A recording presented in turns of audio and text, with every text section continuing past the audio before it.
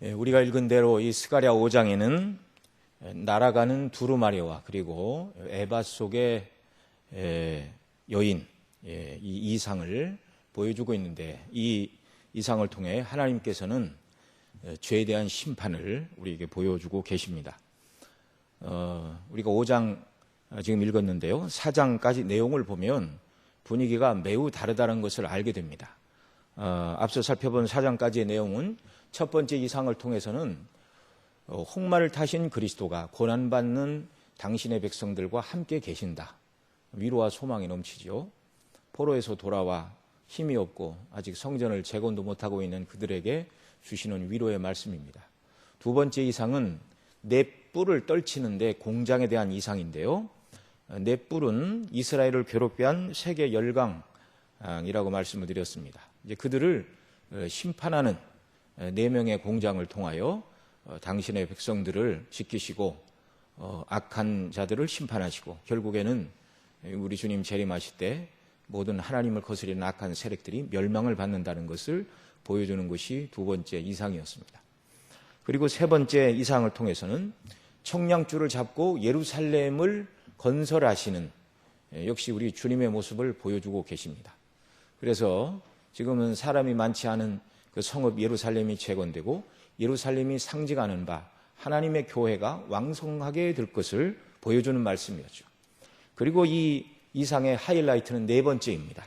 이 네 번째 이상을 통해서는 순금 등대가 등대 옆에 있는 감람나무로부터 금 기름을 공급받아 사람의 힘이 전혀 필요 없는, 사람이 기름을 공급하지 않아도 그 등대가 환하게 빛을 발하는 이 모습을 통해서 그 등대가 성전이요 교회라는 걸 우리가 앞 시간까지 살펴봤는데, 바로 하나님의 성령의 역사, 금 기름이 흘러드는 역사를 통하여 하나님의 교회가 하나님의 영광을 드러나게 되고 또 믿는 자들이 그 등대에 참여하게 된다는 참으로 복된 말씀을 앞부분에서 쭉 말씀해 주셨습니다.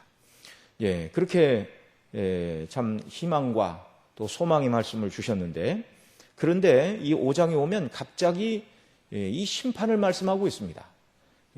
두 번째 이상이 넷불을 뽑는 4명의 대장장이의 이상이라고 말씀을 드렸는데, 그때는 이스라엘을 괴롭게 하는 자들에 대한 심판을 말하고 있죠. 그런데 오늘 본문에 기록된 말씀을 보면 이방인들뿐만 아니라 하나님의 백성들도 함께 포함하여 심판과 저주에 대한 말씀이 주어지고 있다는 것입니다.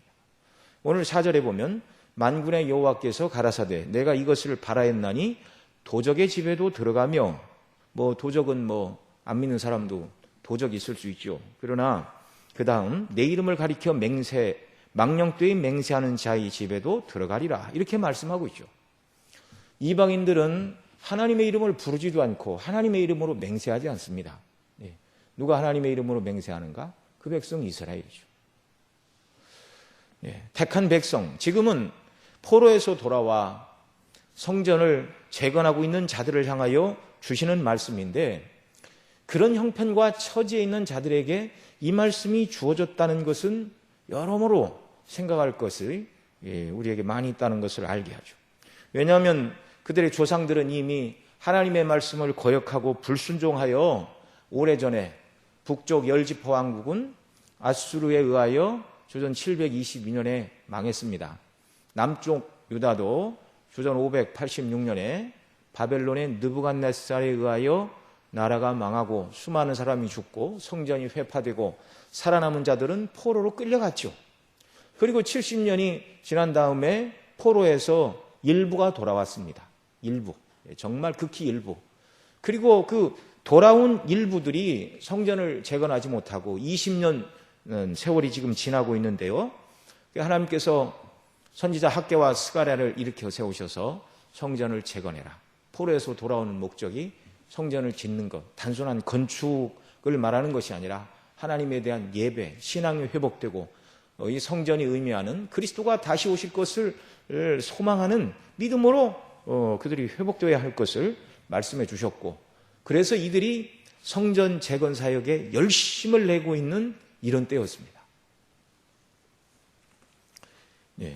그들에게 4장에 기록된 순금 등대 이상은 참으로 힘과 위로를 주는 말씀이 아닐 수 없었죠.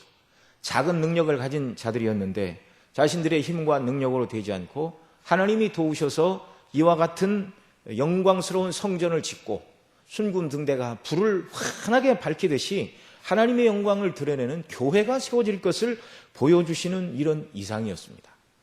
그런데 이 5장에 와서는 죄에 대한 심판을 말씀하고 있다는 말이죠.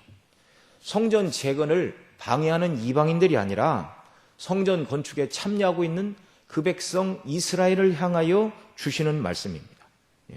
특별히 죄 중에 3절에 말하는 대로 도적질하는 죄, 그 다음에 맹세하는 죄. 이 맹세하는 죄는 4절에 가면 여호와의 이름으로 망령되이 맹세하는 죄, 그러니까 여호와 이름을 망령되이 일컫는 것, 이것을 말하는 것인데요.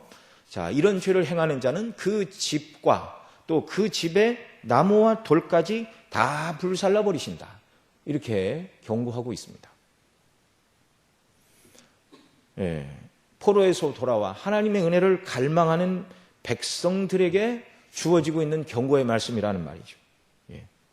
포로에서 돌아온 지 얼마 안 된 자들, 그들이라 할지라도 얼마든지 죄에 빠질 수 있다는 것을 보여주시는 것이고요. 그런 죄에 다시금 빠진다면 하나님의 거룩한 공의의 심판은 명백하게 다시금 시행된다는 두려운 사실을 보여주고 계십니다. 예수님 통하여 구원받은 저와 여러분은 죄를 짓는다고 구원이 취소되는 것도 아니고 영원한 형벌과 진노를 받는 것은 아니지만, 그래서 우리는 이런 말씀들을 볼 때 얼마나 더 그리스도 안에서 구원받은 은혜가 하나님이 기뻐하시는 대로 섬겨야 되는가. 구약시대의 백성들은 포로에서 돌아왔죠. 그런데 이 경고의 말씀처럼 예수님 당시까지 나라를 이루지 못하였고 또 끝까지 그리스도를 거부하자 주 70년에 로마에 의하여 예루살렘이 완전히 망하고 그들이 다시금 로마의 수없이 많은 사람들이 노예로 끌려가게 됩니다. 여러분 로마의 콜로세움이라는 건축물을 아시죠? 그것이 로마의 포로로 끌려간 유대인들이 땀과 눈물로 건축한 건축물입니다. 그러니까 하나님은 죄에 대하여 얼마나 철저하게 심각하게 그 죄에 대한 대가를 물으시고 찾으시는 분인가. 정말 구약시대는 하나님이 두려운 분이었죠. 신약시대도 그 하나님이 죄에 대하여 분노하시는 하나님의 두려움이 바뀐 것이 아니고 저와 여러분이 연약과 허물에도 불구하고 이런 엄청난 진노와 심판을 받지 않는 이유가 무엇인가? 우리가 받아야 될 모든 죄에 대한 심판과 진노가 그리스도의 십자가에서 다 해결이 되었기 때문에 그렇습니다. 결론에 가서 다시 말씀을 더 드리겠지만 이런 것들을 생각하며 우리가 받은 구원이 얼마나 큰가를 생각하고 얼마나 하나님이 기뻐하시는 사람으로 서야 되겠는가, 살아야 되겠는가, 이런 생각을 복음 안에서 다시금 가져야 되는 것이죠. 그게 은혜로 구원받은 성도로서 마땅한 바입니다. 자, 그럼 우리가 좀 내용으로 들어가서 보면은요, 1절에 보면 이 스가랴 선지자는 하나의 환상을 보았습니다. 자, 무엇을 보았죠? 날아가는 두루마리를 보았습니다. 두루마리. 이 두루마리 크기가 2절에 기록된 대로 장, 곧 길이가 20규빗, 그 다음에 광이, 넓이를 말하죠. 10규빗. 그러니까 한 규빗은 이 팔꿈치로부터 손가락 끝허리까지 대략 45cm 정도 됩니다. 그래서 여러분 집에 가서 한번 재보십시오. 저도 45cm더라고요. 그러니까 20규빗은 9m, 그 다음에 10규빗은 이제 4.5m가 되죠. 굉장히 넓은 큰 이 두루마리가 지금 날아가는 이런 모습을 보았습니다. 자, 이 두루마리가 무엇인가를 이제 그 다음 3절에 설명해 주는데, 이는 온 지면에 두루 행하는 저주라, 이렇게 말하고 있습니다. 근데 이 저주가 누구에게 임하는가?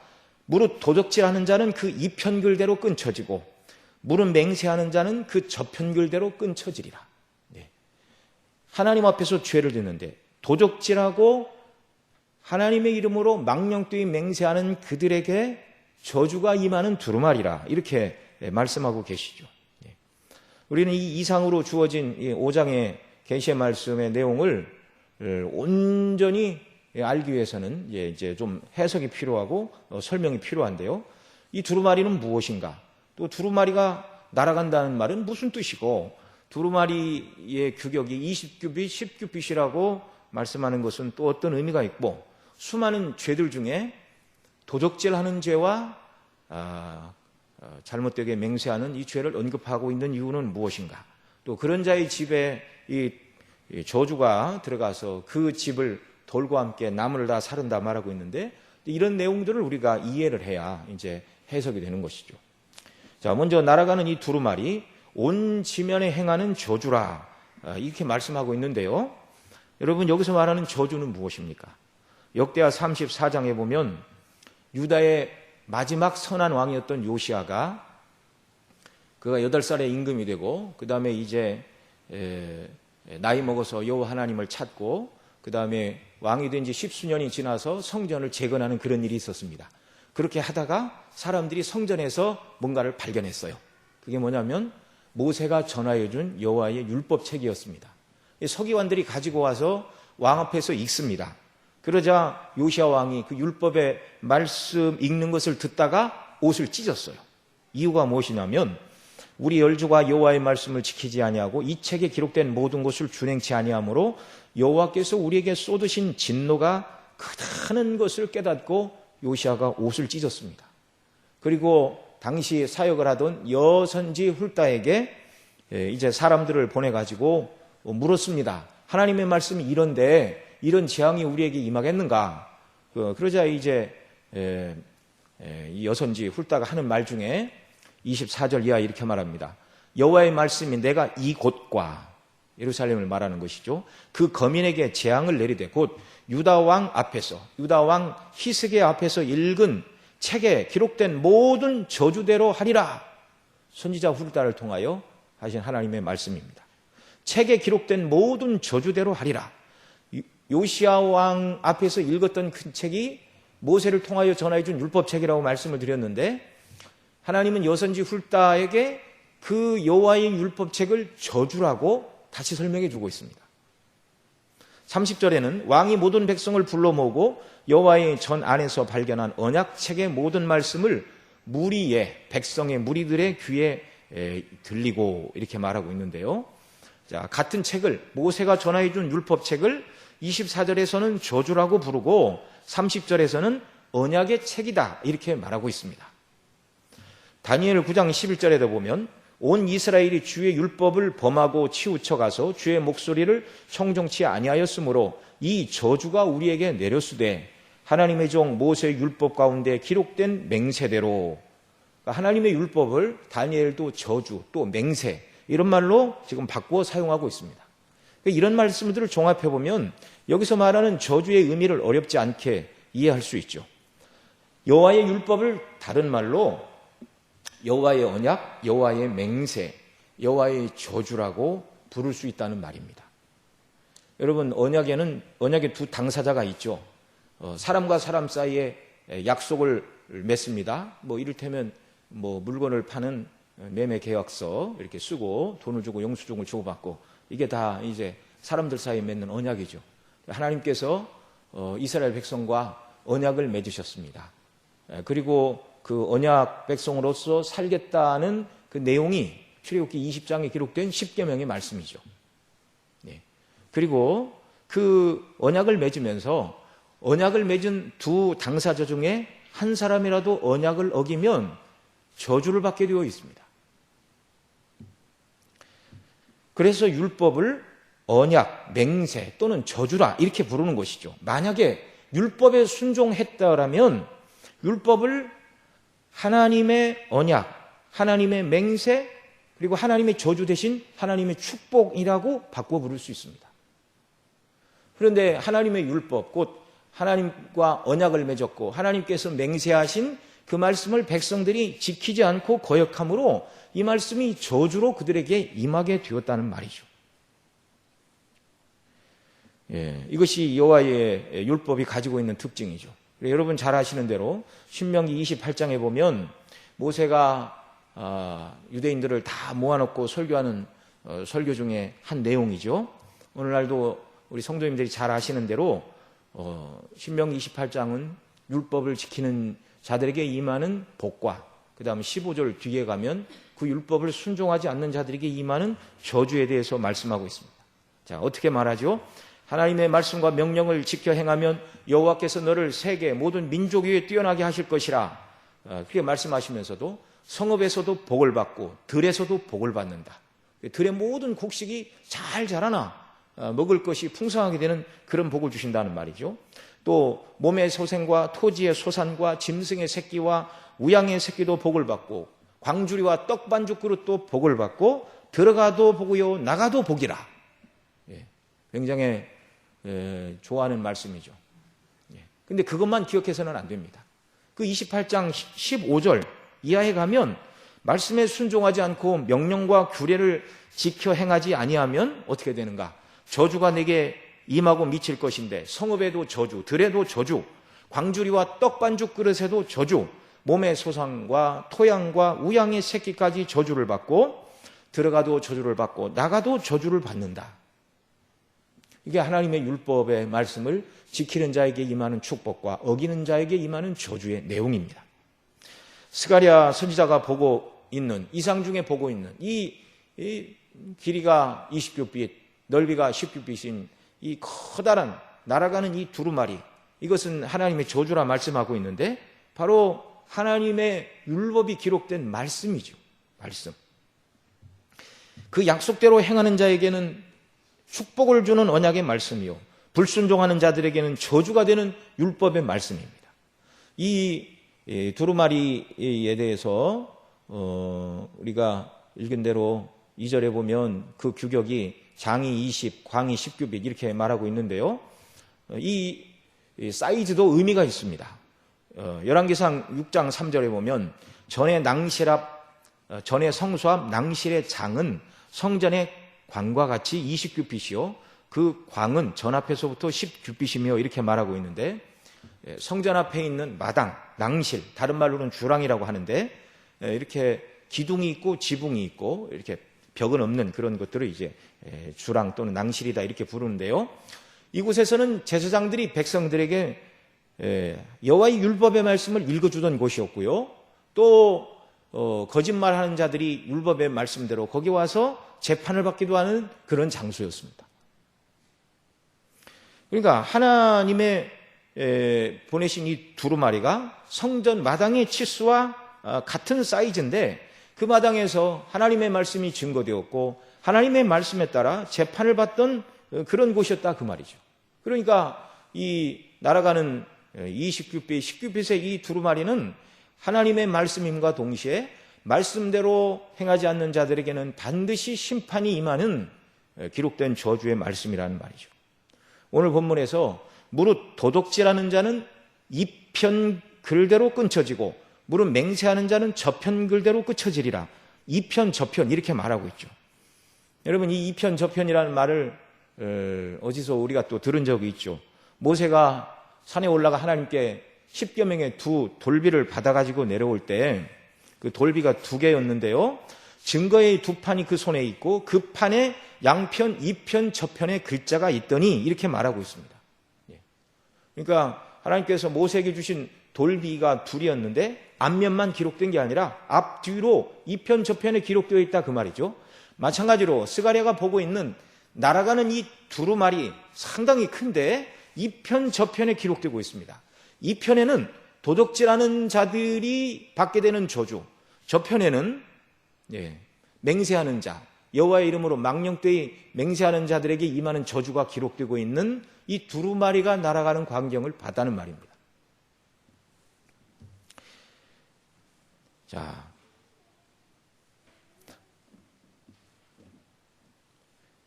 이 말씀드린 대로 도적질은 10계명에 기록된 8번째 계명입니다. 도적질하지 말지니라. 금령이죠. 어기면 안 되는 것.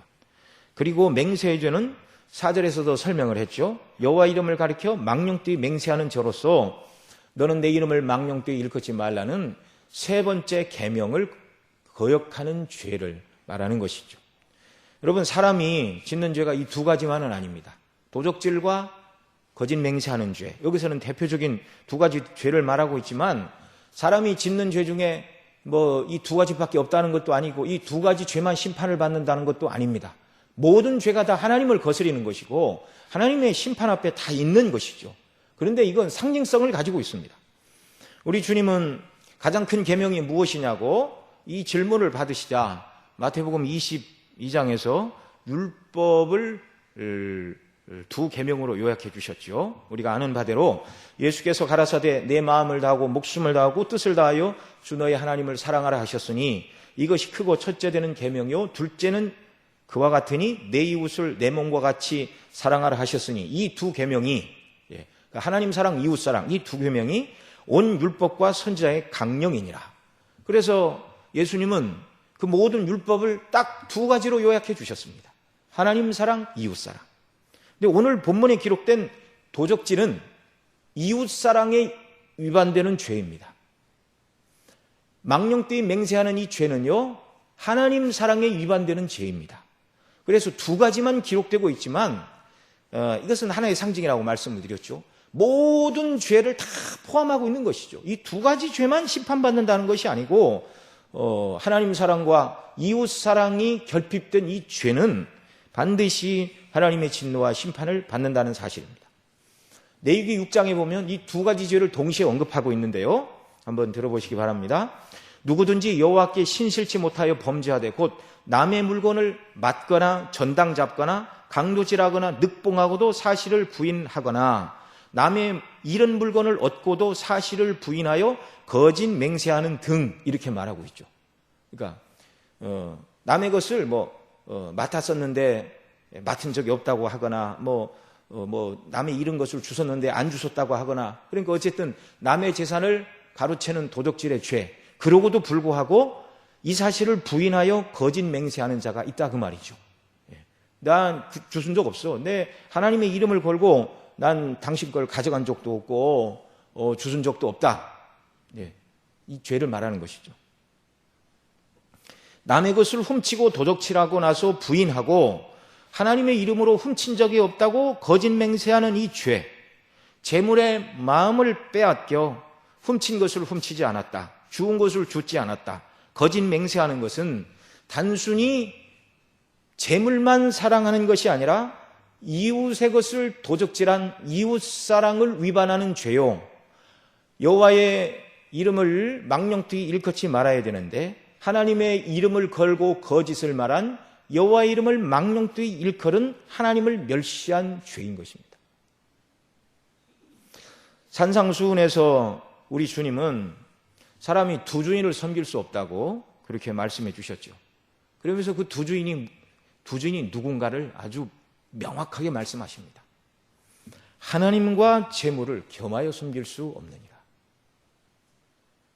도적질과 그리고 맹세와 관련된 이 죄를 지금 하나님이 심판하시고 이런 자들에게 저주가 임할 것이라는 이 말씀은 재물을 자신의 하나님으로 삼아 섬기는 자들의 태도를 그것이 죄다, 반드시 심판받을 죄라고 말씀하고 있는 것입니다.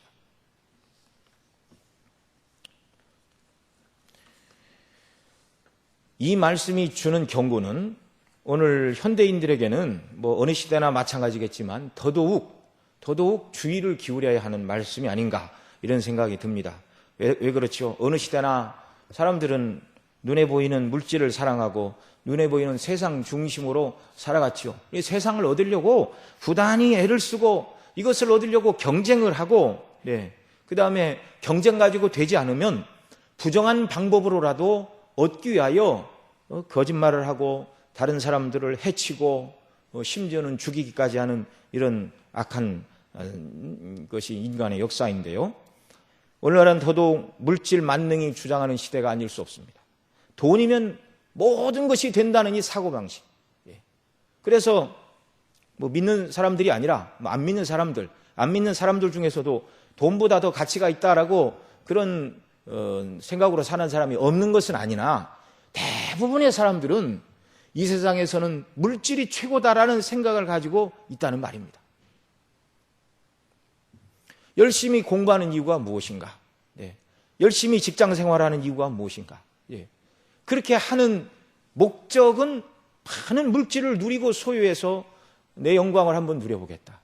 만일 이 시대의 그리스도인들이 열심히 일하는 이유와 목적이 믿지 않는 사람들과 똑같은 생각을 하고 있다면, 예, 오늘 하나님께서 도적질하는 죄, 맹세하는 죄, 하나님보다 물질을 더 사랑하는 죄가 심판받는다고 하시는 이 말씀에서 절대로 자유로울 수가 없는 것입니다.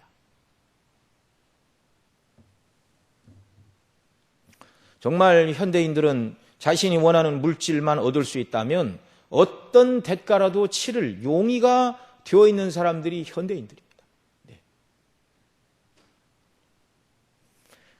이런 시대에 우리가 살고 있고 이런 사람들로 둘러싸인 것이 오늘날 그리스도인들, 참으로 외로운 자들이죠. 네. 그들의 가치관이 지배하는 시대를 동일하게 살아가지만 그 가치관을 본받아서 살아서는 안 되는 사람들입니다. 여러분, 이거 아마 하나의 예인데요. 방송에서 그런 것을 방영한 적이 있습니다.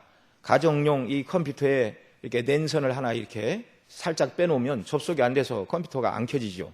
출장 수리를 불렀는데 빠진 선을 꼭 끼워주고 출장비 뭐 별일은 아니지만 2만 원입니다. 이렇게 출장비, 기본 출장비만 받아가는 사람이 열에 하나 둘.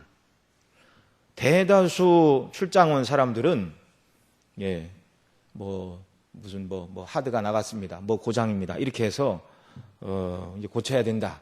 이제 이렇게 이야기를 하는 모습을 봤습니다. 나중에 왜 그러셨습니까? 이렇게 물으니 그렇게 하지 않으면 바보라는 것이죠. 일반인들은 모르는데 자신들의 생업이 달린 문제인데 어쩔 수 없다. 그렇게 얘기를 하더라고요. 여러분, 믿지 않는 사람들은 그렇게 살 수 있죠. 이건 하나의 예에 불과합니다. 네. 그리스도 밖에 있는 사람들의 가치관과 경제 논리이죠. 그러나 그리스도의 피로 구속함을 받은 저와 여러분은 달라야 하는 것이죠. 달라야 하는 것이죠. 하나님의 자녀로 선택함을 받았고, 그리고 하나님께서 우리를 구원하시기 위하여 정말 그 아들을 이 땅에 보내셔서 그 아들의 피로 우리의 모든 죄값을 다 하나님이 치르게 하셨습니다. 그 다음에 그것을 믿음으로 말미암아 구원받아 하나님의 자녀가 된 사람이 저와 여러분들이죠. 예수님 믿으면 구원받습니다. 믿으면 죄사함 받고 믿으면 천국 갑니다라는 얘기가 아무 대가 없이 그냥 무가치하게 주어진 것이 아니라는 사실을 저와 여러분은 날마다 가슴에 새겨야 됩니다.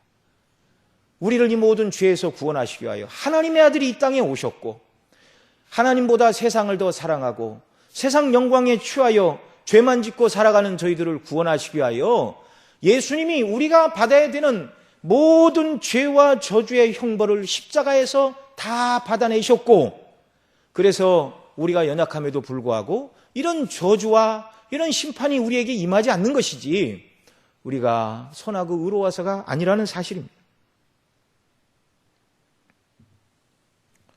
순금 등대가 빛을 발하듯 선을 행하고 율법이 우리를 구원하는 근거는 되지 못하나 구원받은 자로서 저와 여러분은 하나님의 뜻대로 살기를 소망하고 갈망하는 심령이 정말 마음속에 솟아올라야 되는 것이죠.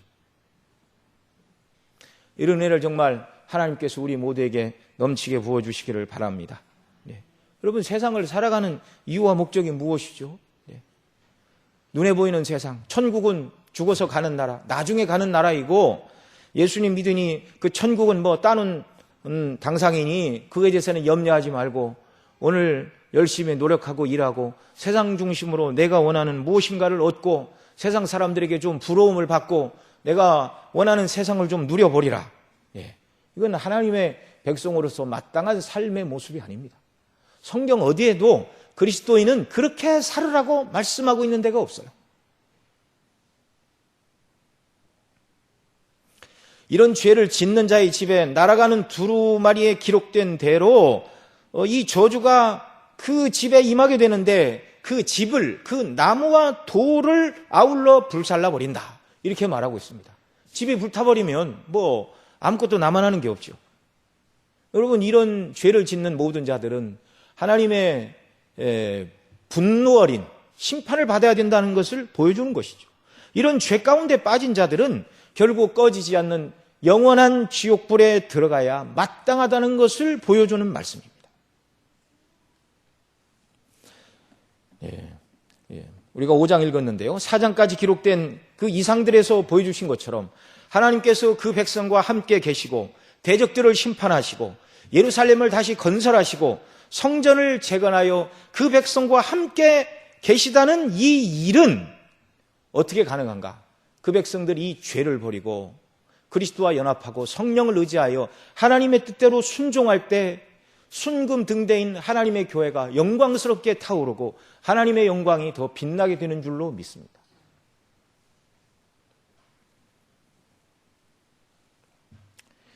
우리는 이 말씀에 비추어 보면 하나의 허물도 없는 자들이 아니라는 것을 우리가 알고 있습니다. 말씀에 비추어 보면 오늘 우리도 이 날아가는 두루마리에 기록된 저주의 말씀이 우리에게 임해야 마땅한 자들이죠. 믿지 않는 자들은 여전히 이 저주 아래 있고 지금 이런 저주를 이 땅에서는 당하지 않고 죽는 자들이 있지만 그런 자들은 창조주 하나님 앞에 섰을 때 그들이 행한 모든 죄에 대한 엄청난 이 저주를 정말 상상을 초월하는 형벌과 고통으로 받게 된다는 사실입니다. 말씀드린 대로 저와 여러분은 이런 저주를 면한 자들입니다. 오직 예수님 때문에. 오직 예수님 때문에. 그래서 이제 저와 여러분은 하나님의 저주가 두려워서 하나님의 말씀대로 순종하는 자들이 아니라 아무런 자격이 없음에도 불구하고 은혜로 구원해 주시고 은혜로 베풀어 주신 이 사랑을 저와 여러분이 더 깨달아야 되는 것이죠. 성령님의 역사로 이 놀라운 사랑을 깨닫고 그리고 강제가 아닌 자원하는 심령으로 하나님께서 우리가 하나님께 나아가 섬기기를 원하시는데 정말 그리스도 안에서 새로운 피조물이 된 자들 이런 사람은 나의 권리와 나의 의지를 주장하는 것이 아니라 주님이 무엇을 기뻐하시고 주님이 무엇을 뜻하시는가 주님이 나를 위하여 이루기를 원하시는 일이 무엇인가 이 일에 관심을 두는 것이죠. 이 일에 관심을 두고 하나님 기뻐하시는 의를 행하고 세상 사랑이 아닌 천국에 대한 사랑 세상의 물질 사랑이 아닌 우리를 구원하신 그리스도에 대한 사랑으로 더욱더 저와 여러분이 불타오르고 하나님을 기쁘시게 하는 성도로 성령 안에서 견고히 서는 이런 은혜 하나님께서 베풀어 주시기를 바랍니다. 기도하시겠습니다. 하나님 아버지 고맙고 감사합니다. 은혜로 구원해 주신 이 구원이 얼마나 귀하고 영광스럽고 복된 것인가를 더 깨달아 알도록 말씀으로 가르쳐 주시고 성령님 온전히 저희들을 주장하사 정말 저희들의 의지를 새롭게 하시고 우리의 마음을 새롭게 하사 하나님께서 미워하는 것을 저희들도 미워하고 하나님께서 기뻐하고 원하시는 것을 행하기 위하여 정말 구별된 백성으로서 우리 자신을 주님께 드리고 말씀에 순종하는 귀한 삶을 살아가도록 은혜 위에 은혜를 베풀어 주시기를 원합니다. 날마다 하늘에 대한 그 소망으로 저희들이 기뻐하게 하시고 정말 구속의 기쁨이 충만하여 이 땅을 살아가는 목적과 의미가 분명한 사람들로 살아갈 수 있도록 은혜 위에 은혜를 베풀어 주옵소서. 우리 구주 예수님의 이름으로 기도드리옵나이다. 아멘.